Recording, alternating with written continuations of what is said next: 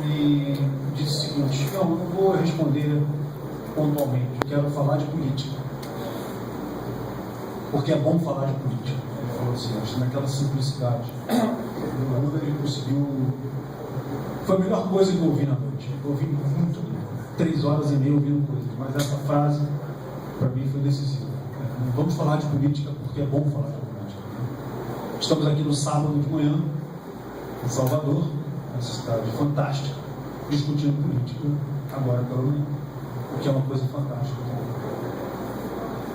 Mas eu dizia, eu acho que tem um motivo para estarmos todos tão envolvidos com política nesse momento, e eu acho que tem a ver com a delicadeza da conjuntura política. Por que eu acho que é delicado o momento? Porque eu acho que as instituições representativas brasileiras estão em xeque. Eu acho isso de muita importância e eu acho que isso torna muito sensível, muito delicado o momento. Eu vou tentar escolher fazer a minha análise do momento, agradecendo a senadora Alice pelo convite, a oportunidade de apresentar a minha análise, por conta dessa minha preocupação de achar que o momento é muito delicado e sensível. Por conta desse aspecto, as instituições representativas brasileiras estão em pauta, estão em xeque. Exatamente essas instituições que têm permitido o país avançar e avançar muito.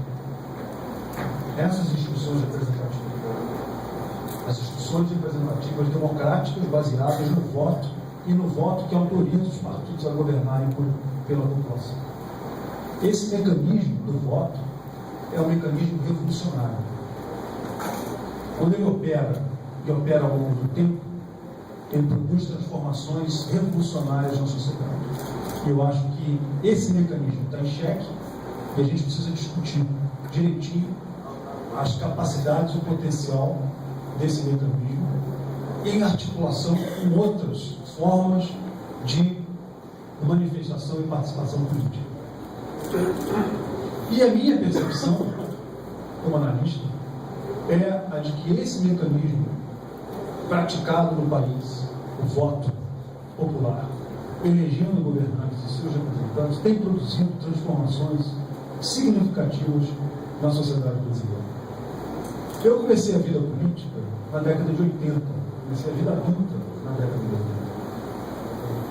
E qual era a situação do país nesse momento? A situação do país no momento era de ditadura,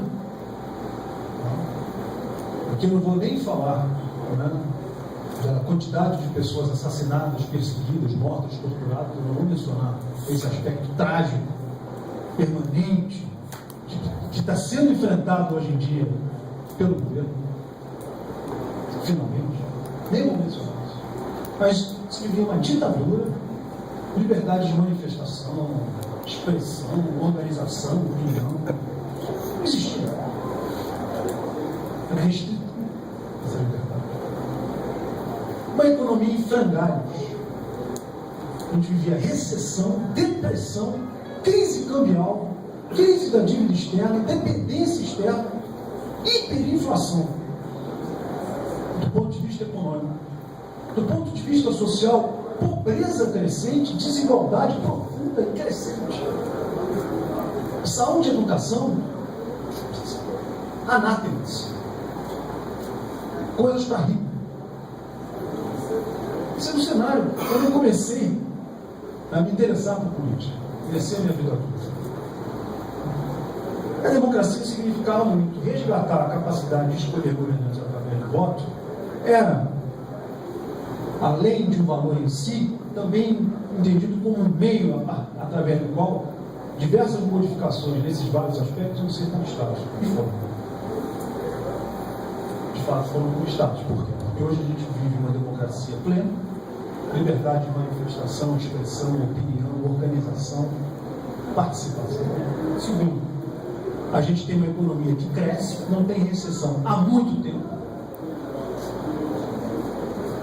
A gente tem inclusão social, diminuição significativa dos índices de pobreza e de desigualdade. 30 anos depois. e o voto operando como mecanismo fundamental de prestação de contas do governo com a população. Esse sistema, essa democracia representativa que entra em xeque nesse momento da conjuntura nacional. E é isso que eu queria discutir.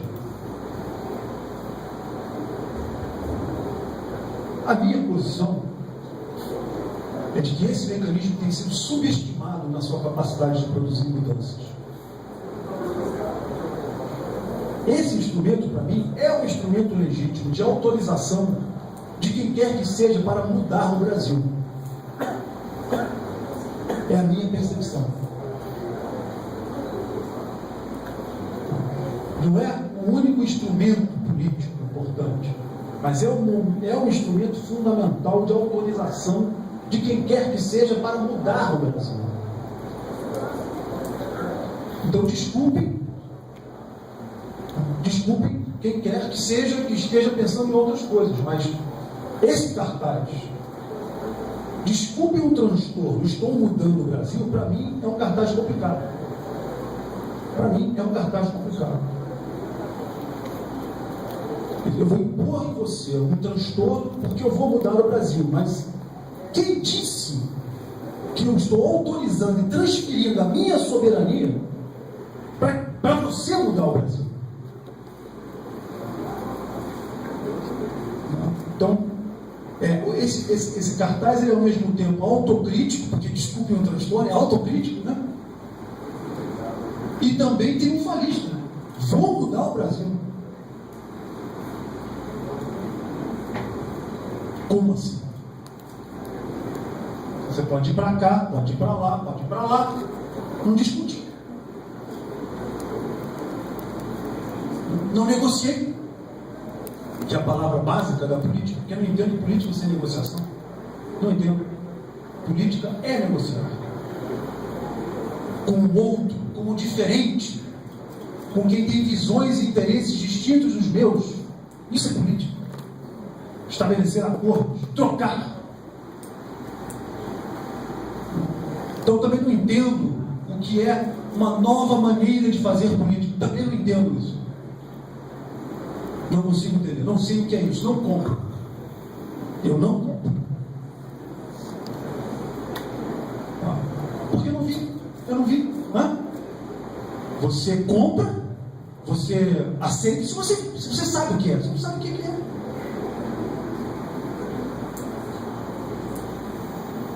Então eu acho que a gente tem que defender esse patrimônio. Minha visão das manifestações um pouco distinta.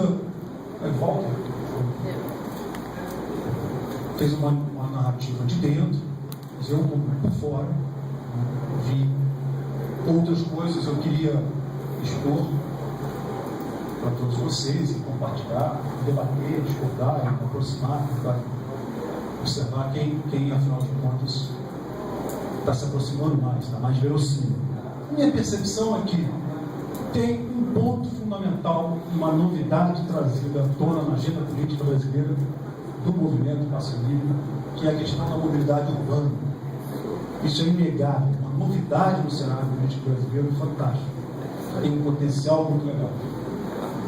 O impacto em torno disso é muito importante e é o momento de se fazer isso. Essa é a novidade. Eu não vejo novidade em outras coisas. Desculpe, não vejo. Porque educação e saúde são pactuados na Constituição de 88, com a lei do SUS e com os fundos de financiamento da educação. Isso é objeto de pacto da sociedade, das entidades, dos políticos, das elites. Existe um pacto para se dar e conferir educação e saúde para a população em geral, gratuito e de qualidade. Isso não se cria do dia para a noite, mas isso está decidido. É uma questão de gerir bem esses aspectos. Não existe novidade nisso. Não existe novidade no combate à corrupção. As instituições de controle têm sido fortalecidas, foram criadas, têm sido fortalecidas, têm avançado. Não existe novidade nisso. Reforma política, para mim, ela tem um perigoso componente, que eu quero discutir logo no final da fala, mas também não é novidade. Se fez um plebiscito do presidencialismo em 93, se ganhou o debate a respeito do voto proporcional. E aí o perigo de retroceder nessa chamada precipitada do governo para o plebiscito, a meu ver, não é? um erro estratégico. Você mexe, né? Você introduz um bolivarianismo, que é um experimento interessante nos países vizinhos da América do Sul, com um tema tão delicado que é o da reforma política, mistura uma coisa com outra, alho com bugalho. Eu queria esmiuçar no final da fala. Eu acho que o tema da mobilidade humana foi trazido com as manifestações, é um tema feliz, é um tema novo, é uma novidade. É isso que eu percebo. O resto, para mim, não é novo. Dizer que vamos fazer uma nova política, está sendo dito o tempo inteiro, né, mesmo pelo PT, por que quer que seja, mas não acredito nisso, não entendo lugar nenhum onde se faz política diferente. Não vejo, não tem exemplo, talvez em Marte. Política é uma atividade humana, o ser humano erra. Então a política, como atividade de um ser imperfeito que erra, também terá erros e imperfeições. Não existe essa ideia de que anjos vão fazer política.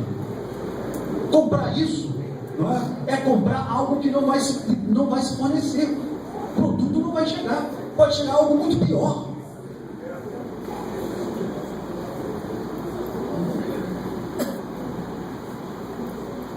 Eu acho que tem um componente importante na manifestação, como resultado das relações entre o judiciário e o legislativo, especificamente do que foi dito durante o julgamento do mensalão no ano passado.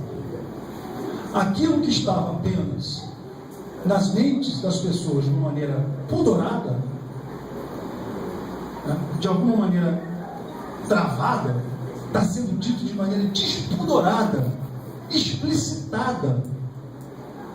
Todo político é corrupto. O mecanismo eleitoral é corrupto. Os partidos todos são corruptos. Isso, a democracia é corrupta. Isso está sendo dito. A direita diz. Não, mas o governo está aí, foi eleito. Mas eleito por quem? Eleito por uma população pobre e ignorante e que ganha Bolsa Família. Portanto, o voto não é legítimo. Portanto, o governo não é legítimo. Isto é dito. E tem que ver com o judiciário, modo pelo qual os juízes do Supremo falaram sobre as nossas instituições durante o ano passado no julgamento do mensalão, modo pelo qual intervém nas instituições partidárias de maneira casuística, como se tivesse autoridade moral, tivesse elevação moral para isso. A população, a massa ouviu o que foi dito da política brasileira, dos juízes. O argumento fascista adquiriu respeitabilidade por aí. Agora está na rua, segura. Para mim, a manifestação foi uma coalizão com esse pessoal. Foi uma coalizão que se deu social de radicais. Para lá e para cá. E eu acho que quem ficou embaixo foi o voto popular. Eu acho complicado.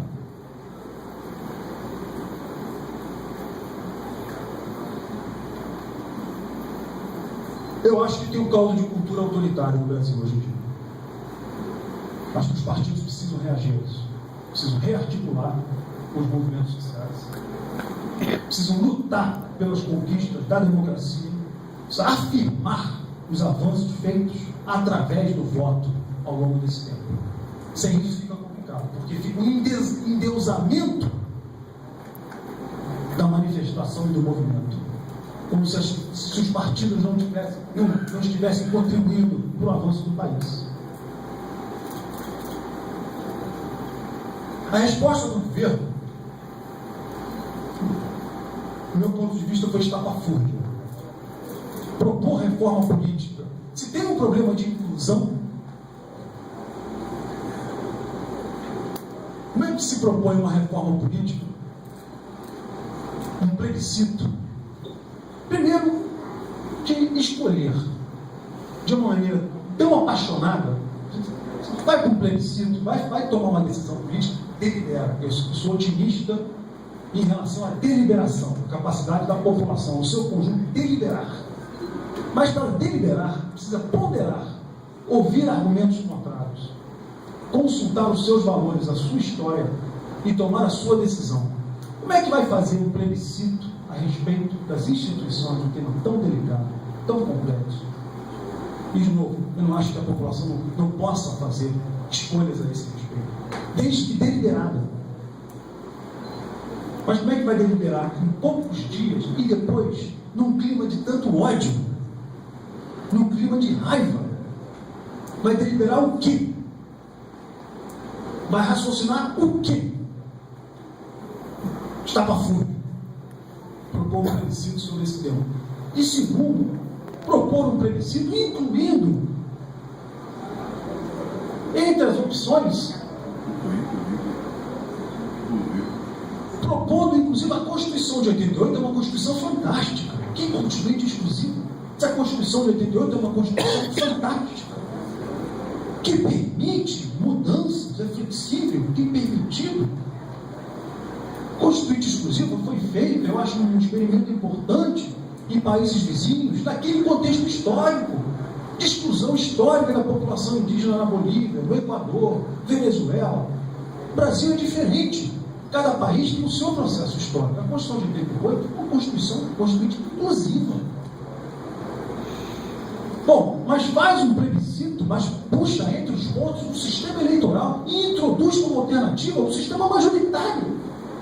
Então o sistema é exclusionário, exclui. Como é que você chama o tema da reforma política primeiro e depois inclui entre os pontos opções de exclusão? Se você está querendo dizer que o problema é inclusão, como é que você está propondo à população excluir? Como é que você vai resolver o problema de representatividade? Eliminando a representação, que é o resultado do voto majoritário, todos sabemos disso. Voto majoritário utilizado nos Estados Unidos, como resultado do bipartidarismo, partidos assemelhados, não dá espaço para pequeno partido e dá uma exclusão eleitoral fantástica, com taxa de abstenções de mais de 50%. As pessoas não têm, sabem que a sua opção não vai ser respeitada por causa do sistema. Um por distrito, o cara ganha 33% dos votos, leva. Está errado. Inclui como opção. Reforma política não pode ser vista como panaceia. Essa é a minha visão. Tem que segmentar. Tem algumas questões que podem ser discutidas e avançadas, devidamente amadurecidas. Financiamento de campanha, uma legislação prejudicial no Brasil. Isso não é reforma política. É aperfeiçoamento da legislação de financiamento de campanha. Porque quando fala reforma política, entra tudo. Aí todo mundo veta. É para não mudar.